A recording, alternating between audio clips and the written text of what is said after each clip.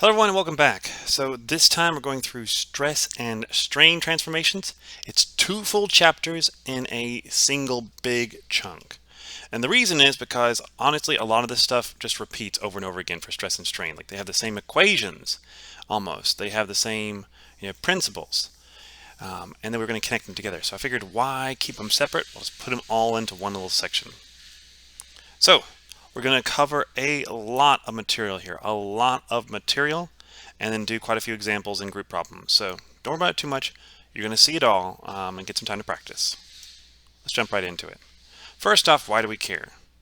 Well, for much of the class, even though we've been talking about stress, it's always been like forces in a single direction. They're all going down. They're all going up.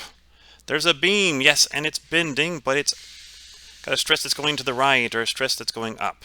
So in all these cases, we're having just single forces and we're never really taking things into combination. But like if you look at the spider web here, there is so much going on. There's all these different connections, and then it's pulling on this branch, and that branch has a bunch of different forces that are acting on it. So we can't really look at things and say, okay, it's just one thing happening. No, we're going to have to take into account all the different forces in all the different directions, how that's going to cause it to bend and deform and change in all of those directions. So let's figure out how we can find the stress at a general point in an arbitrarily loaded body.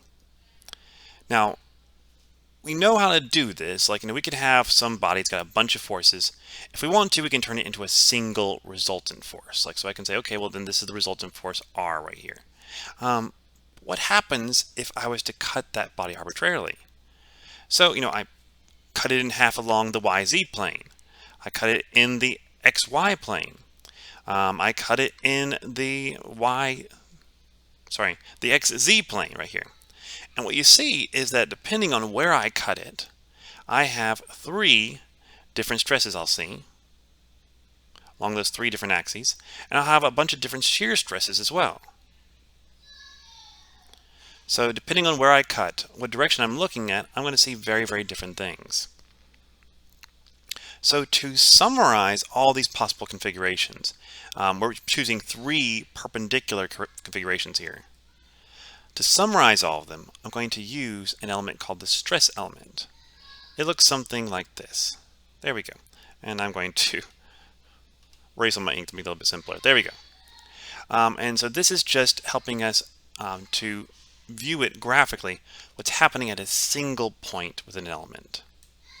Now, I would like to mention here that some sign conventions. First off, you see this is sigma y. It's on the positive y face, which means the top y face, and it's pointing in the positive direction for that face. So this is a positive stress because it's pointing in the same direction as the y-axis, and it's on the positive side. If it was on the bottom, it should point down. So all of your normal stresses need to be normal. Now on the positive faces, we have these shear stresses. And for them, they're pointing in the positive direction if they're pointing in the positive y, x, or z directions. The first subscript you see, that says what face am I on. The second subscript says what direction am I pointing in. And like I said previously with normal stresses, if I'm on a back face, then I would need to be pointing in the opposite direction. If I'm on a negative x face, well, I should be pointing in the negative y and negative z directions. So just a note on sign conventions. This picture right here is great to help you figure it out. And if you're wondering what it looks like on the opposite side, you can just connect end to end. So I'll have an arrow going this way. Okay? And I'll have an arrow going this way if I was just to join those two. So don't forget that. Please write it down. Okay, so we'll probably stop here for now. And the next time we'll actually jump into the equations that are going to help us to work with this stress element. So thanks for listening. I'll see you all later. Bye-bye.